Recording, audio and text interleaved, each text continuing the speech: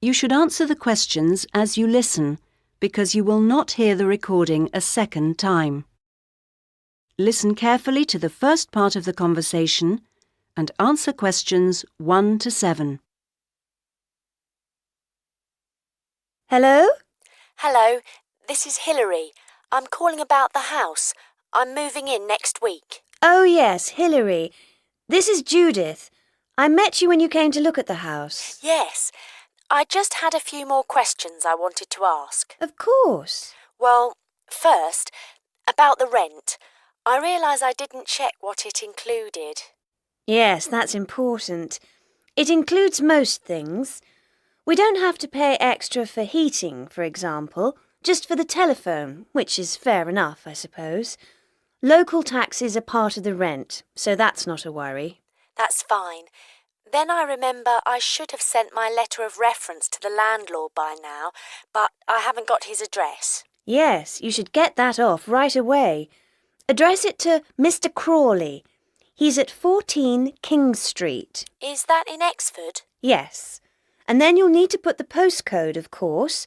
It's AP12 7QT. Got that, thanks. I also realise I don't know exactly what the house has in the way of equipment.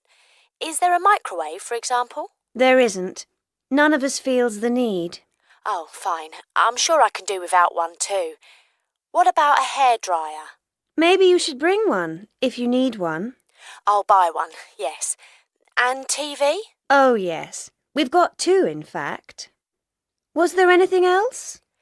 I just wondered if there were any rules. Not really. We share the cleaning, things like that. We do have to be careful about loud music. Yes.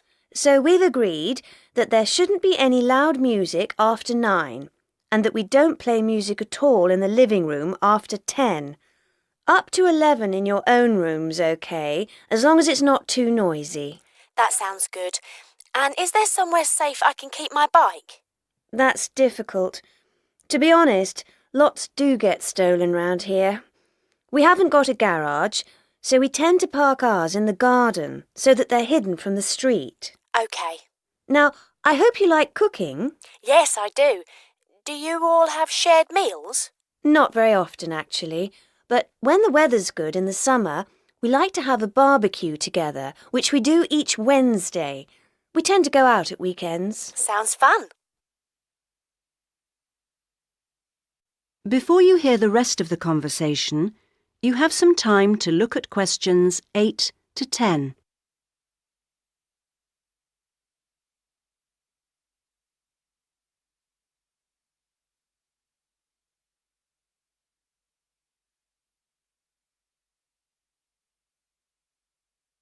Now listen and answer questions 8 to 10. Are you familiar with this area? A bit. Actually, there are a few things that I'd like to know the location of. A bank, for example. Yes, there's one quite close. You just go up to the junction near the house, the one where 4 roads meet, and go straight ahead and then take the second left. It's a little way down there on the left-hand side. That's convenient. Another thing is that I'd like to check my emails quite often. I was wondering how far away an internet cafe was. Well, there are a couple, actually, but one's much cheaper than the other. The one I use is very handy. You just go up to the big junction and then, well, I go straight ahead and then turn right so that it's on the right-hand side. Fine. And one last thing. Uh-huh. I need to go to the post office quite often. I'm hoping there's one quite close to the house. You're in luck. You'd walk up to the big junction and then, if you want a nice route, take the street that's slightly to the right.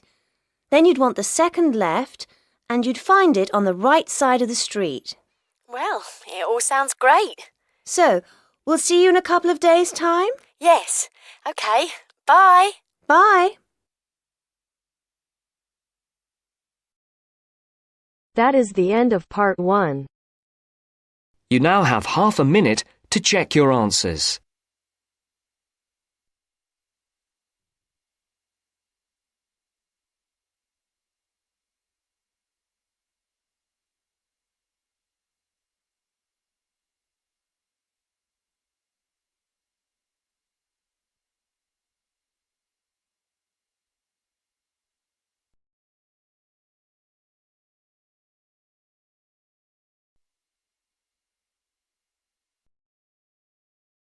Now turns to part 2.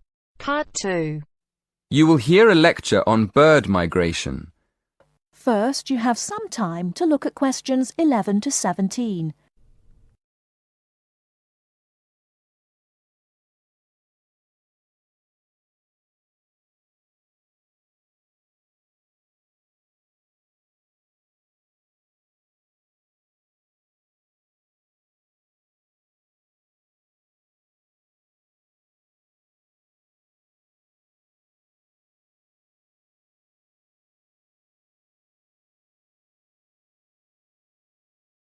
Now, listen carefully and answer questions 11 to 17. My lecture this evening will focus on the migration of birds. That is, how birds fly in big groups from different parts of the world at certain times of the year. In the first part of the lecture, I'll talk about the reasons why birds migrate, when they migrate, and which parts of the world they migrate from and to. To start with, why do birds migrate? Well, there are two main reasons. One, they migrate to look for food, and two, they travel to parts of the world that are more suitable for breeding. In fact, these reasons are closely linked. As you can imagine, when birds are breeding, they need extra food to feed their young. And in the spring, in the cooler climates of Europe, there is a lot of food for birds, especially insects. So generally, during the spring, birds fly up from the tropics, which are hot, to cooler climates in the north. They stay there for a few months to bring up their young. And then, when the weather in the north gets cold in the winter, they fly back to warmer climates in the south. Now I'd like to talk a bit about how global warming has affected bird migration. One of the effects of global warming has been to make the spring come earlier in the northern regions of the world. When spring comes early, the plants and insects that birds need to bring up their young are also available earlier. Research has shown that quite a lot of birds have started to migrate earlier because of higher temperatures. But unfortunately for some species, this hasn't been early enough. What I'm saying is that birds that are travelling a long way for breeding may arrive too late to find enough food to feed their young, and their population drops drastically. Scientists are currently researching more about this. Before you hear the rest of the talk, you have some time to look at questions 18 to 20.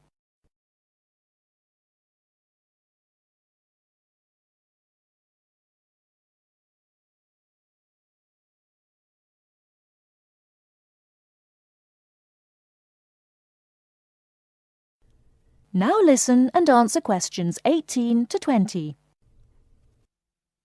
Now, I thought I'd finish by just briefly describing a few different patterns of migration. Migration varies with the type of bird and the area they come from. For example, one kind of migration is partial migration.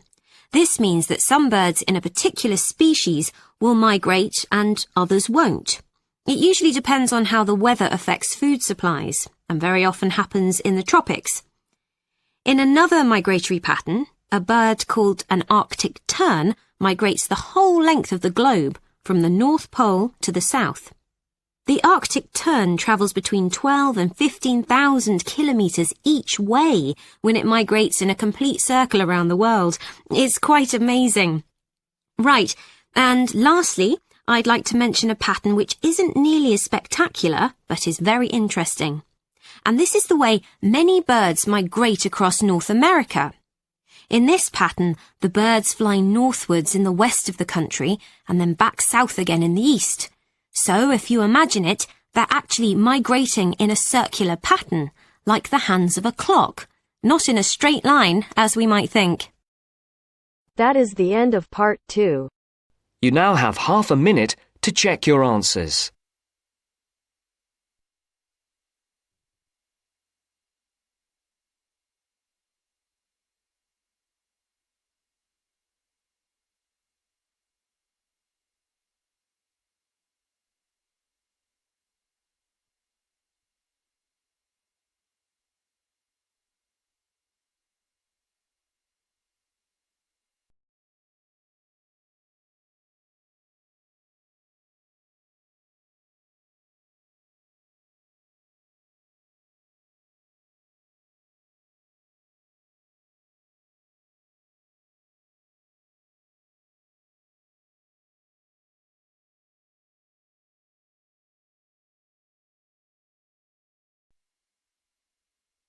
Now turns to part 3.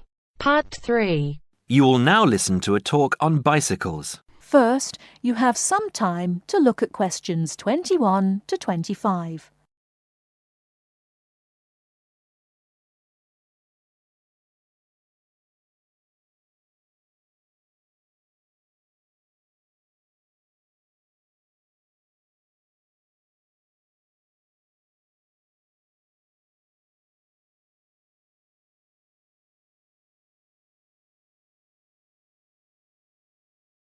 Now listen carefully and answer questions 21 to 25.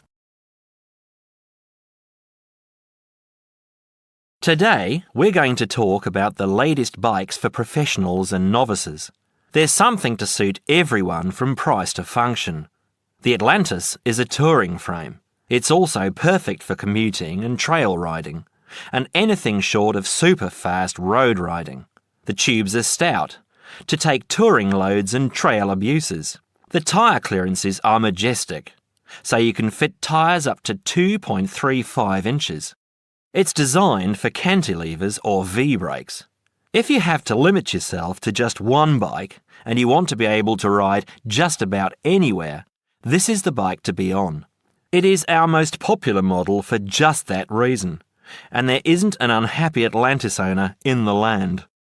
The Rambouillet, our all-around road bike, is available either as a frame with fork and headset for $1,400 or as a complete bike for $2,300. Compared to the Atlantis, it is a lighter frame, not intended for loaded touring or rough trail riding. As a road bike, it has side-pull brakes.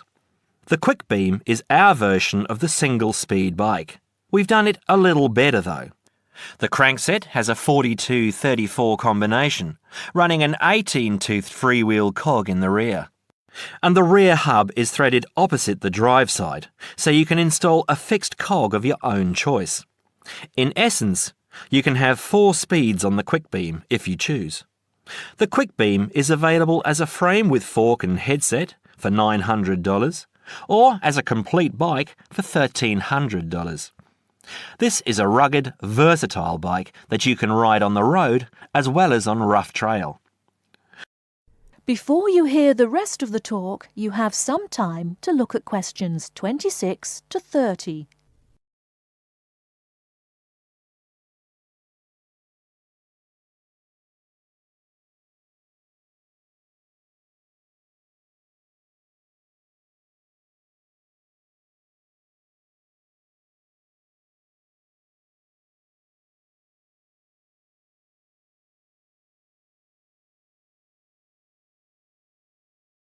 Now listen and answer questions 26 to 30. The Saluki is our roadish, light touring, randonneuring frame. It's designed for 650B wheels. If 650B means anything to you, you'll either love it or think it's marketing suicide. If you're new to 650B and a follower, you won't want it. If you're new and a rebel, you will. Now, I'll just talk a little about saddle comfort.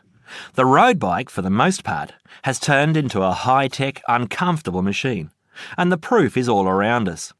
Look through any bike magazine or catalogue, and you'll see the saddle up to 6 inches higher than the handlebars.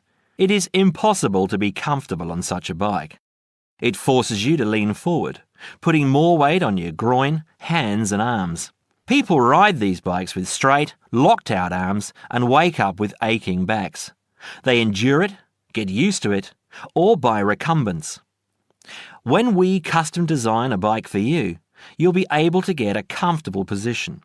Your back will be between 45 and 50 degrees, and there will be a noticeable bend in the arms. And most importantly, your arms won't be supporting your body weight.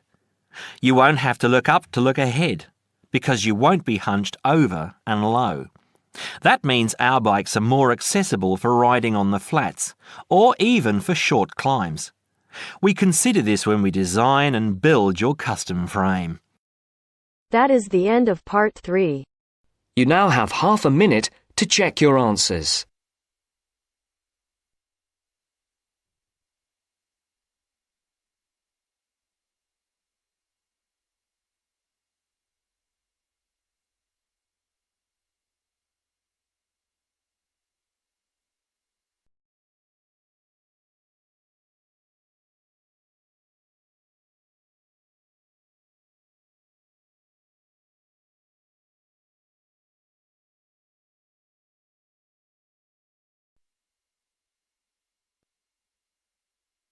Now turns to Part 4. Part 4. You will hear a lecturer in education talking about some experiments done in the USA to investigate the effects of reducing class sizes. First, you have some time to look at questions 31 to 40 on pages 71 and 72.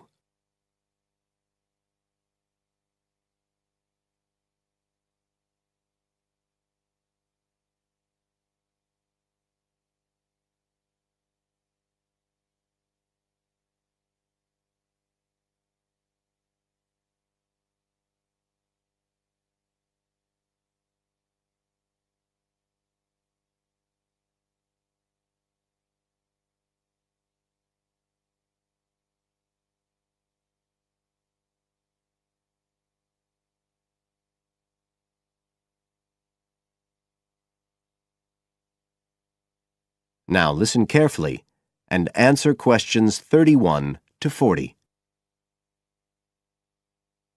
All over the world, there are passionate arguments going on about how educational systems can be improved. And of all the ideas for improving education, few are as simple or attractive as reducing the number of pupils per teacher. It seems like common sense. But do these ideas have any theoretical basis? Today, I want to look at the situation in the USA and at some of the research that has been done here in America on the effects of reducing class sizes. In the last couple of decades or so, there has been considerable concern in the United States over educational standards here, following revelations that the country's secondary school students perform poorly relative to many Asian and European students. In addition, statistics have shown that students in the nation's lower-income schools in the urban areas have achievement levels far below those of middle-class and upper-middle-class schools. So would reducing class sizes solve these problems? Well, we have to remember that it does have one obvious drawback. It's expensive. It requires more teachers and possibly more classrooms, equipment, and so on. On the other hand, if smaller classes really do work, the eventual economic benefits could be huge. Better education would mean that workers did their jobs more efficiently, saving the country millions of dollars. It would also mean that people were better informed about their health, bringing savings in things like medical costs and days off sick.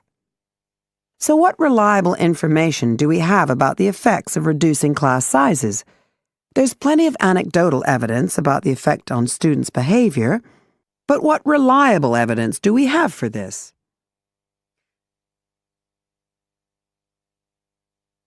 Let's have a look at 3 research projects that have been carried out in the USA in the last couple of decades or so. The first study I'm going to look at took place in the state of Tennessee in the late 1980s. It involved some 70 schools. In its first year, about 6,400 students were involved, and by the end of the study, 4 years later, the total number involved had grown to 12,000. What happened was that students entering kindergarten were randomly assigned to either small classes of 13 to 17 students or regular-sized classes of 22 to 26. The students remained in whatever category they had been assigned to through the 3rd grade. And then, after that, they joined a regular classroom. After the study ended in 1989, researchers conducted dozens of analyses of the data. Researchers agree that there was significant benefit for students in attending smaller classes, and it also appears that the beneficial effect was stronger for minority students. However, there's no agreement on the implications of this. We still don't know the answer to questions like how long students have to be in smaller classes to get a benefit, and how big that benefit is, for example. The second project was much larger and took place in California. Like the Tennessee study, it focused on students from kindergarten through to grade 3, but in this case, all schools throughout the state were involved. The experiment is still continuing, but results have been very inconclusive, with very little improvement noted. And the project has, in fact, also had several negative aspects. It meant an increased demand for teachers in almost all California districts. So the better-paying districts got a lot of the best teachers, including a fair number that moved over from the poorer districts. And there were a lot of other problems with the project. For example, there weren't any effective procedures for evaluation. All in all, this project stands as a model of what not to do in a major research project. A third initiative took place in the state of Wisconsin at around the same time as the California project began. And it's interesting to compare the two. The Wisconsin project was small. Class sizes were reduced in just 14 schools, but it was noteworthy because it targeted schools at which a significant proportion of the students were from poor families, compared with California's one-size-fits-all approach. Analysts have found that the results are very similar to the Tennessee project, with students making gains that are statistically significant, and that are considerably larger than those calculated for the California initiative. Now, I'd like to apply some of these ideas to the latest.